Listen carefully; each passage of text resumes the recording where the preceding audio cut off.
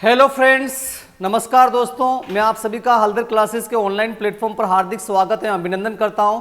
आज मैं आपके सामने जनरल एग्रीकल्चर का महत्वपूर्ण टॉपिक, महत्वपूर्ण जो वैज्ञानिक है, साइंटिस्ट है, जिनका एग्रीकल्चर में बहुत ज़्यादा योगदान है, उनका क्या योगदान है, क्या कंट्रीब्यूशन है उनका, उनको कौन कौन से अवार्ड मिले हुए हैं, कौन सा पॉइंट है जो एग्जाम में आपसे पूछा जा सकता है, उसके बारे में अपन आज यहाँ पे डिस्कस करेंगे। तो सबसे पहले जो आपके सामने यहाँ पे आ रहे हैं वो आ रहे हैं William S God. William S God का नाम आपने काफी सुना होगा in case of the green revolution. Green revolution के अंदर विलियम एस गॉड का नाम अवश्य आता है, because the term green revolution is given by William S God. William S God ने जो है ग्रीन रिवॉल्यूशन टर्म दी थी, और आप जानते हो एग्रीकल्चर के अंदर सबसे बड़ा जो रिवॉल्यूशन माना जाता है वह ग्रीन रिवॉल्यूशन ही माना जाता है, और ये टर्म जो है विलियम एस गॉड के द्वारा दी गई थी। इसके बाद सेकंड वन साइंटिस्ट आते हैं नॉर्मन ई बोरलॉग। इनको कौन नहीं जानता, नॉर्मन ई बोरलॉग, जो काफी ज्यादा महत्वपूर्ण या इंपॉर्टेंट साइंटिस्ट एग्रीकल्चर के अंदर माने जाते हैं, क्योंकि ये जो है इन्होंने जो है नॉरिन 10 जीन जो है वीट के लिए, वीट में, गेहूं में ड्वार्फिंग जीन जो नॉरिन 10 है, इसको सबसे पहले जो आइसोलेट किया था वह नॉर्मन ई बोरलॉग ने किया था, और that's why Norman E Borlaug is known as the father of green revolution in world. विश्व में ग्रीन रिवॉल्यूशन के पितामह के रूप में जाने जाते हैं। ये एक अमेरिकन साइंटिस्ट थे, इसके साथ साथ ये प्लांट पैथोलॉजिस्ट थे। प्लांट पैथोलॉजिस्ट होते हुए भी इन्होंने नॉरिन 10 को आइसोलेट किया। कितना बड़ा काम इनके द्वारा किया गया। Is awarded as a Nobel prize. Nobel prize से इनको अवार्ड किया गया in the field of the peace in the 1970। काफी इंपॉर्टेंट है, कई बार एग्जाम में आता है कि इनको नोबेल प्राइज किस एरिया में या कौन से फील्ड में दिया गया, तो वो पीस के क्षेत्र में, शांति के क्षेत्र में 1970 के अंदर दिया गया, क्योंकि इनका महत्वपूर्ण योगदान रहा है ग्रीन रिवॉल्यूशन के अंदर नॉरिन 10 जीन को आइसोलेट करके वीट के अंदर यूज करने में। तो ये नॉर्मन ई बोरलॉग का कंट्रीब्यूशन है जो आपको पता होना चाहिए। तो इनके केस में 3-4 पॉइंट। नंबर फर्स्ट, नॉरिन 10 को आइसोलेट किया। नंबर सेकंड, वर्ल्ड में ग्रीन रिवॉल्यूशन के फादर जाने जाते हैं, प्लांट पैथोलॉजिस्ट थे, इनको नोबेल प्राइज मिला है पीस के क्षेत्र में 1970 के अंदर, जो आपको पता होना चाहिए। देन नेक्स्ट वन अपन बढ़ते हैं, that is the doctor M S. Swaminathan, Monkombu Sambasivan Swaminathan, जो इंडियन साइंटिस्ट है, और इन्होंने जो है इंडिया के अंदर जो वीट की ड्वार्फिंग जो जीन है, दैट इज द RST2 को आइसोलेट किया, और इस वजह से इनको इंडिया में फादर ऑफ ग्रीन रिवॉल्यूशन के नाम से इनको जाना जाता है, जो आपको मालूम होना चाहिए। ये वीट ब्रीडर थे, तथा इन्होंने एक टर्म भी दी, that is the evergreen revolution. सतत हरित क्रांति जो शब्द है वह एम.एस. स्वामीनाथन द्वारा दिया गया, और इनके कंट्रीब्यूशन की वजह से इनको वर्ल्ड फूड प्राइज से 1987 के अंदर सम्मानित भी किया गया। इनको वर्ष 2000 में अटल बिहारी वाजपेयी ने इनको मिलेनियम पुरस्कार से भी सम्मानित किया गया, और इन्होंने एक पुस्तक लिखी है वीट रिवॉल्यूशन। इसके साथ साथ आपको पता हो तो वर्ष 2004 के अंदर जो है इंडिया के अंदर जो है फार्मर कमीशन अर्थात किसान आयोग की स्थापना की गई, और किसान आयोग का जो फर्स्ट जो प्रेसिडेंट था, पहला जो अध्यक्ष थे, वह आपके एम.एस. स्वामीनाथन जी थे, जो भी आपको मालूम होना चाहिए। देन अपन इसमें आगे बढ़ते हैं, that is the Verghese Kurien. Verghese Kurien ये भी काफी इंपॉर्टेंट है, इनका बहुत ज्यादा योगदान रहा है व्हाइट रिवॉल्यूशन के अंदर, और ये इंडिया में व्हाइट रिवॉल्यूशन के फादर के रूप में जाने जाते हैं। इनकी वजह से ऑपरेशन फ्लड जो है इंडिया में 3 स्टेप के अंदर, 3 चरणों के अंदर चलाया गया था 1970 से 1996 के बीच। इनको मैक्सेस पुरस्कार से भी अवार्डित किया गया है। इसके अलावा इनको 1989 के अंदर जो है वर्ल्ड फूड प्राइज से भी सम्मानित किया गया है, जो आपको पता होना चाहिए। देन अपन इसमें आगे बढ़ते हैं, डॉक्टर एस.के. वसल, काफी इंपॉर्टेंट है एस.के. वसल साहब, क्योंकि आप जानते हो कि मेज के अंदर अगर अपन बात करें तो मेज की प्रोटीन में 2 एमिनो एसिड डेफिशिएंट होते हैं, that is the tryptophan and lysine. उस वजह से मेज की प्रोटीन की क्वालिटी बहुत ही कम होती है, और इस चीज को ऑब्जर्व किया S K. Vasal and his colleague, that is the E Villegas ने इसको ऑब्जर्व किया। सेमेट मैक्सिको के अंदर जो ये मेज ब्रीडर थे, और इन्होंने इस चीज को नोट किया। उसके बाद उन्होंने ओपेक 2 जीन को जो है इन्होंने यूज किया किसके अंदर, मेज के अंदर इसको डाला और फिर उन्होंने जो मेज उनको प्राप्त हुई उसको HQPM या QPM के नाम से जाना गया, बिकॉज उसके अंदर जो है ट्रिप्टोफेन और लाइसिन प्रेजेंस हो गए। इसके साथ साथ प्रोटीन का कंटेंट जहां 10% था वह बढ़ के 16% हो गया था। तो यानी कि हाई क्वालिटी प्रोटीन मेज, और you can say quality protein maize is developed by SK Vasal and his colleague E Villegas, जो आपको पता होना चाहिए। और इनको वर्ल्ड 2000 के अंदर जो है वर्ल्ड फूड प्राइज से भी सम्मानित किया गया था। देन अपन इसमें आगे बढ़ते हैं। Next one doctor KL Chadha. KL Chadha is very important fruit scientist, और you can say that is the pomologist. Important pomologist के में इनकी गिनती होती है, और ये is known as the father of the golden revolution in India. India में गोल्डन रिवोल्यूशन के फादर जो है वह KL चड्डा को जाना जाता है। ये father of modern horticulture in India के नाम से भी जाने जाते हैं, जो आपको पता होना चाहिए। Then the doctor RS Paroda. Doctor RS Paroda is an breeder of the fodder crops, चारे वाली फसलों के प्रजनक के रूप में जाने जाते हैं। He is the first DG of the Rajasthan domicile in the ICR के अंदर राजस्थान डोमिसाइल के पहले DG ये रह चुके, डायरेक्टर जनरल ये रह चुके, जो भी आपको मालूम होना चाहिए। Then next one is the doctor Sanjay Rajaram. Doctor Sanjay Rajaram he is an international wheat breeder. International wheat breeder है, इनको फ्रेंडशिप मेडल मिला है चाइना का। इसके साथ साथ इनको वर्ल्ड फूड प्राइज 2014 के अंदर दिया गया है, जो भी आपको मालूम होना चाहिए। देन डॉक्टर GS कुश, काफी इंपॉर्टेंट है डॉक्टर GS कुश, क्योंकि इन्होंने बहुत अच्छा कार्य किया। ये राइस ब्रीडर थे और इन्होंने सुपर राइस की कॉन्सेप्ट दी। सुपर राइस यानी कि जो मोर न्यूट्रिटिव होता है then the normal rice. Normal rice की अपेक्षा बहुत ज्यादा न्यूट्रिटिव होता है। तो सुपर राइस का कॉन्सेप्ट किसके द्वारा दिया गया?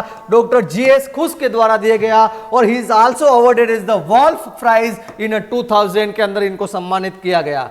Then the next one is doctor NG दस्ताना। डॉक्टर NG दस्ताना ने इरिगेशन शेड्यूलिंग पर क्रॉप को इरिगेशन कब देनी चाहिए उसके ऊपर जो कार्य है डॉक्टर NG दस्ताना के द्वारा किया गया। Then doctor SS Bains. Doctor SS Bains जो है फादर के रूप में जाने जाते हैं रिले क्रॉपिंग के। रिले क्रॉपिंग के फादर के रूप में जो है SS बीन्स का नाम आता है। इन्होंने relay cropping as well as the cropping pattern पर जो है कार्य SS बीन्स के द्वारा किया गया था। Then the doctor Rajendra Prasad. Doctor Rajendra Prasad ने जो है स्लो रिलीज नाइट्रोजनस फर्टिलाइजर जिनका यूज राइस के अंदर किया जाता है उनके ऊपर इनके द्वारा कार्य किया गया था। Doctor BL Bhardwaj. Doctor BL Bhardwaj ने जो गेहूं के अंदर जो क्रिटिकल स्टेज है फॉर द इरिगेशन, इरिगेशन की क्रिटिकल स्टेजेस के बारे में जो है BL भारद्वाज ने कार्य किया था, जो आपको पता होना चाहिए। Then next one is the Nicholas. Nicholas soil science के काफी इंपॉर्टेंट साइंटिस्ट माने जाते हैं। इन्होंने जो है फंक्शनल न्यूट्रिएंट्स कार्यात्मक पोषक तत्व की अवधारणा किसने दी? तो वह निकोलस के द्वारा दी गई, ये आपको मालूम होना चाहिए। Then the Arnon and Stout, he is also very very famous scientist in soil science. काफी इंपॉर्टेंट साइंटिस्ट माने जाते हैं क्योंकि इन्होंने क्राइटेरिया ऑफ एसेंशियलिटी, न्यूट्रिएंट के क्या क्राइटेरिया होते हैं, पोषक तत्व के क्या क्राइटेरिया होते हैं, तो क्राइटेरिया ऑफ एसेंशियलिटी 3 क्राइटेरिया इन्होंने बताए थे और उनको काफी माना गया। इसको आर्नोन ने वापस रीडिफाइन किया था 1954 के अंदर, जो आपको पता होना चाहिए। Then next one is the Parihar. Parihar ने जो है इरिगेशन शेड्यूलिंग का एक मेथड जिसे साइंटिफिक मेथड के नाम से जानते हैं, साइंटिफिक वैज्ञानिक मेथड के नाम से जानते हैं, वो है IW/CP रेशियो जो है परिहार के द्वारा दिया गया। IW means the irrigation water and CP it means the cumulative पान evaporation, cumulative pan evaporation. IW irrigation water divided by cumulative pan evaporation method given by the Parihar, और it is a scientific method of the irrigation scheduling. irrigation scheduling का scientific method माना जाता है।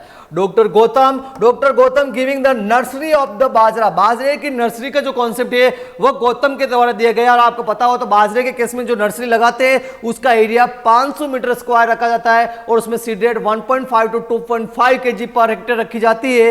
इसके साथ साथ उसमें सीडलिंग जो 20 से 25 दिन में तैयार हो जाती है।